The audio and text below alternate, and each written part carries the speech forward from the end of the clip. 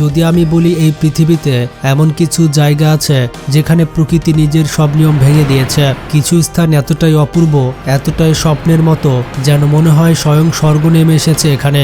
যদি এই জায়গাগুলো এত সুন্দর হয় তাহলে জান্নাত কত সুন্দর হবে একবার চিন্তা করুন। কিন্তু যখন সেই জায়গাগুলোর আসল সত্য জানা যায় তখন সব থেকে সুন্দর দৃশ্যগুলো রহস্যময় ভৌতিক লাগতে শুরু করে। তো চলুন আজকের এই ভিডিওতে এমন কিছু জায়গা দেখে আসি। তার আগে সবাই সৃষ্টিকর্তার প্রশংসা করে কমেন্ট বক্সে আলহামদুলিল্লাহ লিখে ফেলুন। আর কে কোন জেলা থেকে ভিডিও দেখছেন কমেন্টে জানাবেন। Number 10, Zhangjiajie national forest park. তুমি কি কখনো এমন জায়গায় গিয়েছো যেখানে গাছগুলো মাটি নয় বরং আকাশের দিক থেকে যেন বড় হতে থাকে? বিশ্বাস করো বা না করো, এমন জায়গা সত্যি আছে। চীনের ঝাংজিয়াজিয়া ন্যাশনাল ফরেস্ট পার্ক, যেটা দেখতে মনে হয় যেন কোনো ভিন গ্রহের ল্যান্ডস্কেপ। এখানকার আকাশ ছোঁয়া পাথরের স্তম্ভগুলো ঘন সবুজে ঢেকে আছে, আর সেগুলো মেঘের ভেতর পর্যন্ত উঠে গেছে। ওপর থেকে মনে হয় পাহাড় না, যেন বিশাল বিশাল স্তম্ভ দাঁড় করিয়ে তার উপরে গাছ লাগানো হয়েছে। এই জঙ্গলের ভেতরে হাঁটতে হাঁটতে তোমার মনে হবে তুমি পৃথিবীতেই নেই, অন্য কোনো জগতে আছো। এমন শ্বাসরুদ্ধকর দৃশ্য যে পরিচালক জেমস ক্যামেরন তার ব্লকবাস্টার সিনেমা অ্যাভাটারের প্যান্ডোরা বিশ্বের ধারণা এখান থেকে নিয়েছিলেন। হলিউড যেখানে থেমে গেছে সেখানে প্রকৃতির বাস্তবতা কতটা জাদুকরী একবার ভাবো। কিন্তু সত্য হলো ঝাংজিয়াজিয়া শুধু সুন্দর নয়, এটা একটা অনুভূতি। আর হ্যাঁ, তোমার যদি উচ্চতাতে ভয় থাকে তাহলে এখানকার বিখ্যাত গ্লাস ব্রিজ অবশ্যই ট্রাই করবে। মাটি থেকে প্রায় 980 ফুট উপরে নিচের গভীর গিরিখাত একদম পরিষ্কার দেখা যায়। তোমার পা কাঁপবে, বুক ধরফর করবে, কিন্তু সোশ্যাল মিডিয়াতে দেওয়ার জন্য ফটো পেয়ে যাবে। নাম্বার 9, গ্রিসের মেটোয়ারা মাঠ। তুমি কি কখনো কোনো মন্দিরকে পাহাড়ের চূড়া থেকে ঝুলতে দেখেছো? না দেখে থাকলে গ্রিসের মেটোয়ারা দেখে নাও। এগুলো সাধারণ মঠ নয়, এগুলো যেন সত্যি আকাশের সাথে কথা বলছে। বিরাট বিশাল পাথরের চূড়ার উপরে দাঁড়িয়ে আছে, প্রকৃতি যেন বলছে নিচে অনেক ভিড়, শান্তি চাইলে উপরে চলে এসো। এই মঠগুলো দেখে মনে হয় মানুষ নয়, কোনো দৈব শক্তি এগুলো তৈরি করেছে। ভাবো তো, 400 মিটার উঁচু পাহাড়, কোনো আধুনিক যন্ত্র নেই, কোনো রাস্তা নেই, তারপরও সেই সময়ে মানুষ এত উঁচুতে গিয়ে মন্দির বানিয়েছিল। এটা কোনো সাধারণ কাজ নয়। আর তখন তো সিঁড়িও ছিল না, তখন যাতায়াতের সব ব্যবস্থা ছিল রশি, কাঠের মই আর দুলতে থাকা ঝুড়ি। তখনকার মানুষের ভক্তি সত্যি ছিল অবিশ্বাস্য।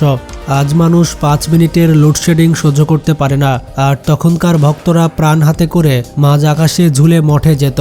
মঠের ভেতরের দেয়ালে আঁকা পুরনো চিত্র, চারপাশের নিস্তব্ধতা আর প্রকৃতির শান্ত সৌন্দর্য, সব মিলিয়ে মনে হয় যেন সময় এখানে থেমে আছে। এখানে এসে সত্যি মনে হয় আমরা এতদিন কোথায় ছুটছিলাম, পৃথিবীর সুন্দর জায়গা তো এখানেই। Number 8, Socotra island. ভাবতে পারো পৃথিবীতে এমন এক জায়গা আছে যেখানে গাছ উল্টো দিক থেকে বড় হয়, ফুলগুলো দেখতে এলিয়েনের মতো, আর চারপাশ যেন কোনো সাইফাই সিনেমার দৃশ্য। এই জায়গাটা ইয়েমেনের কাছে অবস্থিত এক রহস্যময় দ্বীপ, এটির নাম হচ্ছে সোকোত্রা। এখানকার ড্রাগন ব্লাড ট্রি দেখতে এমন যেন কোনো ভিন গ্রহের শিল্পী এগুলো এঁকে লিখে দিয়েছে। পৃথিবীর অন্য কোথাও নেই এমন 700-র বেশি প্রজাতি শুধু এই দ্বীপেই পাওয়া যায়। না অ্যামাজনে, না ইউরোপের জঙ্গলে, কোথাও না। পুরো দ্বীপটাই যেন প্রকৃতির একটি জৈব ল্যাবরেটরি। আর এর নাম ড্রাগন ব্লাড ট্রি হওয়ার কারণ হচ্ছে গাছের গুড়ি কেটে দিলে লাল রঙের রস বের হয়, যেন গাছ নিজেই রক্তের অশ্রু ফেলছে। সোকোত্রা এতটাই দূরবর্তী, এতটাই আনটাস্ট, যেখানে পা রাখলে মনে হয় তুমি পৃথিবীতে নয়, কেবল পাহাড়, নীল সমুদ্র আর সে অদ্ভুত গাছগুলো।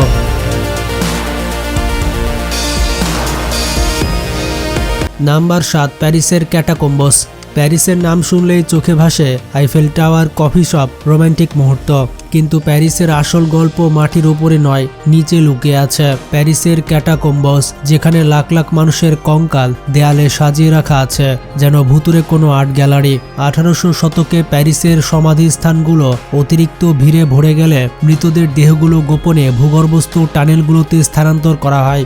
ধীরে ধীরে এই টানেলগুলোই পরিণত হয় মৃত্যুর গোলকধাঁধায়।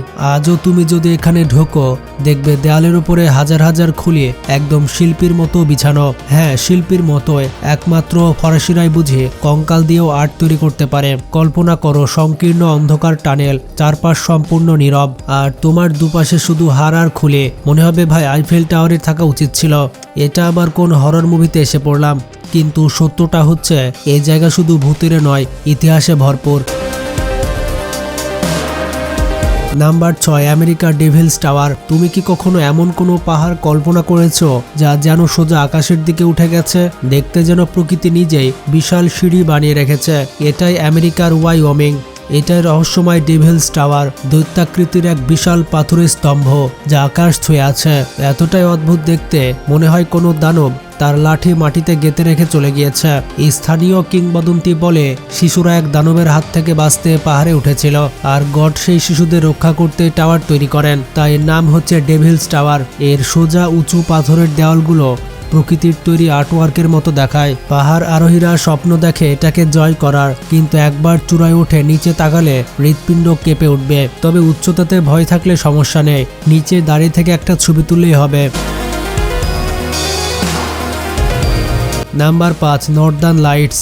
বন্ধুরা, একবার চিন্তা করো, নিভে আসা অন্ধকার রাত, চারপাশে বরফ, হঠাৎ পুরো আকাশে সবুজ নীল আর বেগুনি আলো নাচতে শুরু করলো। কোনো ডিজে নেই, কোনো লাইট সেটআপ নেই, প্রকৃতি নিজে তার মুড লাইটিং চালু করে দিয়েছে। হ্যাঁ, এটাই Northern lights. Norway, Finland, Iceland এমন দেশে মানুষ ঘন্টার পর ঘন্টা জমে থাকা ঠান্ডা সহ্য করে শুধু এই এক ঝলক দেখার জন্য। আর যখন আকাশ জুড়ে আলো নাচতে থাকে তখন মনে হয়, ধুর, জীবনে এত ভাগ্যবান আমি কিভাবে হলাম। বিজ্ঞানীরা বলেন সূর্যের কণিকা আর পৃথিবীর চৌম্বক ক্ষেত্রের মিথস্ক্রিয়ায় এই আলোর জন্ম দেয়, কিন্তু হৃদয় বলে আকাশে কোনো অদৃশ্য চিত্রকর তার তুলিতে মাস্টারপিস আঁকছে, আর সেটাই হচ্ছে আমাদের সৃষ্টিকর্তা। সুবহানাল্লাহ। Number 4, Nazca lines. একবার ভাবো, এক বিশাল মরুভূমি, চারিদিকে শুধু বালি, কিন্তু আকাশের উপরে থেকে তাকালে হঠাৎ বিশাল বিশাল আকার ফুটে ওঠে। মানুষ, পশু, পাখি আর রহস্যময় সব চিহ্ন। স্বাগতম তোমাকে পেরুর নাজকা লাইন্সে, এক রহস্য যা আজও কেউ পুরোপুরি সমাধান করতে পারেনি। মাটির ওপর দাঁড়িয়ে দেখলে এগুলো শুধুই সাধারণ বালি, কিন্তু বোঝাই যায় না। তবে আকাশ থেকে দেখলে 400 মিটার দীর্ঘ বানর, উড়ন্ত পাখি আর এত জটিল জ্যামিতিক চিহ্ন যা দেখে মাথায় প্রথমে আসে, ভাই এটা তো জিওমেট্রির চেয়েও কষ্টের। অনেকে বলেন এগুলো ছিল এলিয়েনদের ল্যান্ডিং জোন, তবে এলিয়েন এসেছে কিনা নাসা এখনো নিশ্চিত নয়। কিন্তু একটা জিনিস নিশ্চিত, এই জায়গাটা অবিশ্বাস্য। এগুলো 2000 বছরের পুরনো। বালু, ঝড়, বৃষ্টি কিছু এই রেখাগুলোর ক্ষতি করতে পারেনি। মনে হয় পৃথিবী নিজেই বলছে, এটা আমার আঁকা, কেউ ছুবে না।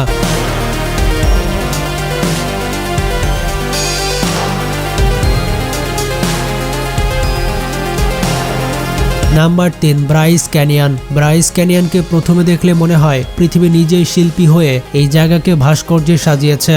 উঁচু চিকন টাওয়ারের মতো পাথরগুলো, যাদের বলে হুডস, এমনভাবে দাঁড়িয়ে থাকে যেন শত শত বছর ধরে নাচের ভঙ্গিতে জমে আছে।